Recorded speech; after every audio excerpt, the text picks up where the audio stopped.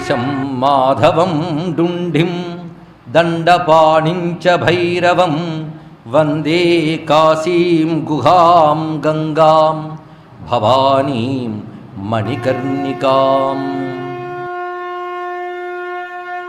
త్రికంటక విరాజితే అంటాం కదా, త్రికంటకం అంటే త్రిశూలం, దానిపైన ప్రకాశిస్తూ ఉంటుంది కనుక త్రికంటక విరాజితం ఇది క్షేత్రం. దాని యొక్క కాశీ పరమేశ్వరుని హృదయం, ప్రళయకాలాల్లో కూడా ఉంటుంది అంటే ఆ జ్యోతిర్మండల రూపం ఉంటుంది, అది దీని యొక్క అర్థం. ఇక్కడ దాని త్రిశూలంలో పట్టించుతాడు, మళ్ళీ భూమ్యాదులు ఏర్పడినప్పుడు అది ఈ క్షేత్రం అనందు ఉంచబడుతుంది, అది తెలుసుకోవాల్సింది. ఇక్కడ మనం గమనించవలసినది, మనమున్న చోటు మొదలుకొని దీనిపై ఉన్నటువంటి అంతరిక్షం వరకు కాశీ అని వర్ణించారండి. ఇక్కడ నీ నేల మాత్రమే కాదు, నువ్వు తిరుగుతున్న చోటంతా కాశీవే, నీ గాలి కాశీ, నువ్వు పీల్చే ధూళి కాశీ.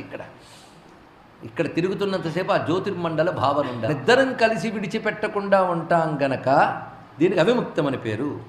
మనకు ఆనందమనరించుగా ఉన్న ఆనంద విపినాభిధానమయ్యే. అసలు శివుడికి ఎవడైనా ఆనందం కలిగించగలడండి? పంచదారికి మనం ఏమి తీపి తినిపించగలము? సూర్యుడికి మనం ఏమి వెలుగివ్వగలం? ఆనందమూర్తి అయిన పరమాత్మకి ఎవరు ఆనందం కలిగించగలరు? కాశీ తప్ప. అవిముక్తము, ఆనందవనము, మహాశ్మశానము. ఈ కాశం అనగా వెలుగు, కాంతి, ఇది అర్థం. అది మనకు వాడుతూ ఉంటాం. వికాసం, ప్రకాశం, ఆకాశం. కాశం అంటే కాంతి అని అర్థం. ఇక్కడ ఆసమంతాత్కాశం, ఆకాశం అని అనేక మార్లు చెప్పుకున్నాం. సంపూర్ణమైన జ్యోతిష్యుల నిలయం ఏదో అది ఆకాశం. అదేవిధంగా జ్యోతికి కాశం అని పేరు. జ్యోతి అనే దానికి హైందవ సంస్కృతితో పరిచయం ఉన్న వారు ఎవరైనా చెప్పగలరు. జ్యోతిని దేనికి ప్రతీకగా వాడతారు? ఒకటి, జ్యోతి అంటే లోకంబులు లోకేశులు లోకస్తులు తెగిన తూది నలోకంబగు పెంజీకటి కవ్వల వెలుగు ఏకాకృతి వెలుగు.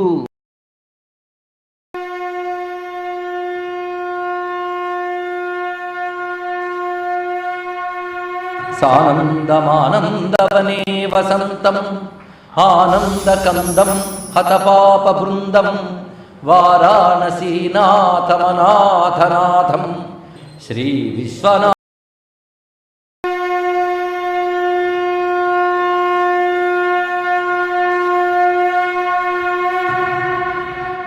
అందుకు మంగళస్వరూపమైన శివనామాన్ని అంటే చాలు సర్వమంగళములు లభిస్తాయి.